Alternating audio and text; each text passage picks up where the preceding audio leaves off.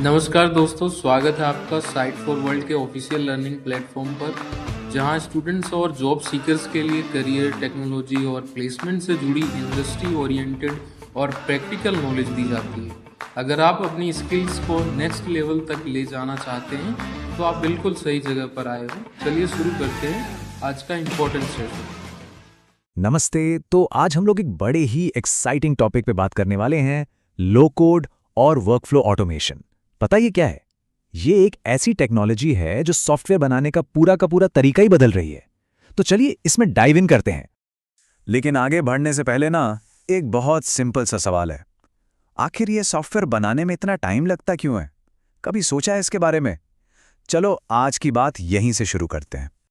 Okay, तो आइए इसको समझते हैं।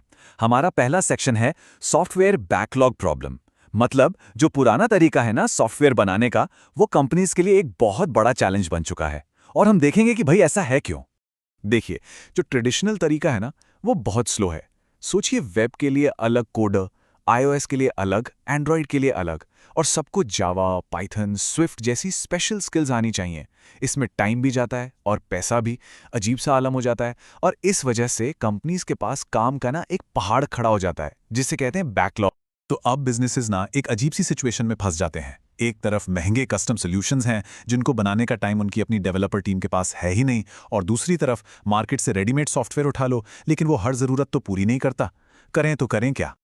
लेकिन अब पिक्चर में एंट्री होती है एक नए हीरो की। एक नया तरीका सामने आया है, और इस स्टोरी का हीरो है लो कोड, जो कहता है कि वो इस पूरी प्रॉब्लम को सॉल्व कर देगा।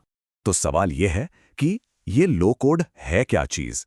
सिंपल भाषा में, यह सॉफ्टवेयर बनाने का एक ऐसा तरीका है जिसमें कोडिंग या तो बिल्कुल नहीं या ना के बराबर करनी पड़ती है।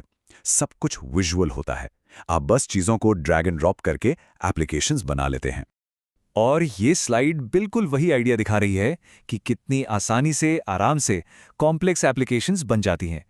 लो कोड का मेन मकसद ही यही है कि डेवलपमेंट सिर्फ कोडर्स तक सीमित ना रहे, ज्यादा से ज्यादा लोगों तक पहुंचे, ताकि कोई भी अपने आइडिया को सच कर सके।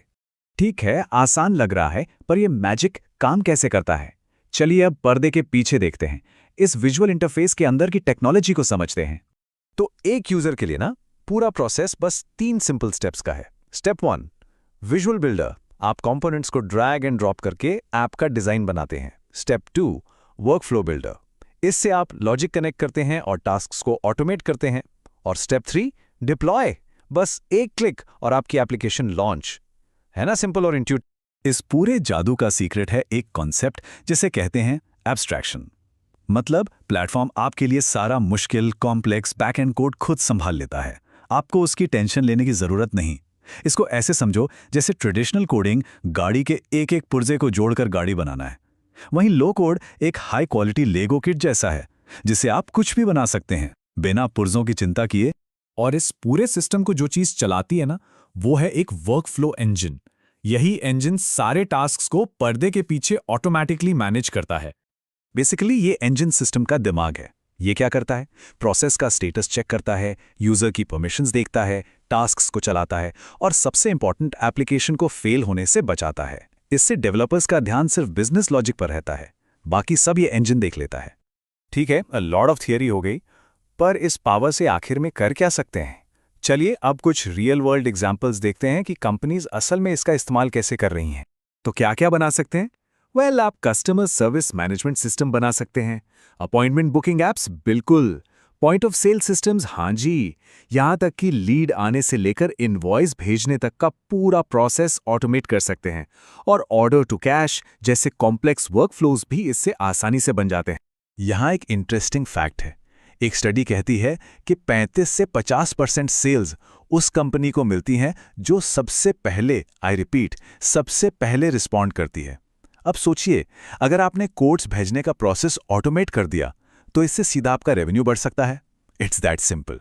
और इस बात को एईवी के चीफ डिजिटल ऑफिसर जोजो गुएंगाओ काफी अच्छे से कहते हैं। उनका कोट बिल्कुल साफ है, creator brings agility and speed to digital transformation. मतलब बिजनेस लीडर्स इसको स्पीड और फ्लेक्सिबिलिटी के लिए एक गेम चेंजर मान रहे हैं। और ये सिर्फ बड़ी बड़ी बातें नहीं हैं, ये सच में हो रहा है।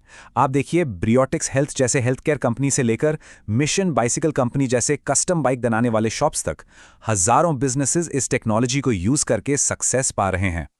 तो अब थोड़ा आगे का सोचते हैं। ये तो आ गया, पर इसे सॉफ्टवेयर डेवलपमेंट का फ्यूचर कैसा दिखेगा और इसका हमारे करियर पर क्या असर पड़ने वाला है? इसी फ्यूचर की बात करते हुए एक नया टर्म सुनने में आ रहा है, सिटीजन डेवलपर। अब ये क्या है? इसका मतलब है कि जो बिजनेस एक्सपर्ट्स हैं, लोग जो मार्केटिंग, सेल्स या एचआर में काम करते हैं, वो अब अपने काम के लिए जरूरी टूल्स खुद बना सकते हैं। उन्हें हर चीज के लिए आईटी टीम के पास भागने की जरूरत नहीं है। Power to the people, right? तो चलिए सब कुछ आखिर में समेटते हैं। की टेकअवेज क्या हैं? पहला, लो कोड ज्यादा लोगों को बिल्डर बनने की पावर देता है। दूसरा, ये डिजिटल ट्रांसफॉर्मेशन को रॉकेट स्पीड दे रहा है। तीसरा, ये कोई टेम्पररी ट्रेंड नहीं है, यह बिजनेस की जरूरत बन चुका है। और हाँ, इसका मतलब ये बिल्कुल नहीं कि कोडिंग खत्म हो गई, नहीं, बल्कि डेवलपर की डेफिनेशन बड़ी हो रही है। अब इसमें बिजनेस एक्सपर्ट्स भी आते हैं। तो आखिर में बस एक सवाल छोड़कर जाता हूं, जरा सोचिए, क्या अगले 1 बिलियन डेवलपर्स जो आने वाले हैं वो कोड की एक लाइन भी नहीं लिखेंगे? ये सवाल सॉफ्टवेयर की दुनिया के फ्यूचर के बारे में। तो हमारे चैनल को सब्सक्राइब कीजिए और वीडियो को अपने दोस्तों के साथ शेयर जरूर कीजिए। कमेंट सेक्शन में अपना डाउट या नेक्स्ट टॉपिक लिखना मत भूलिएगा।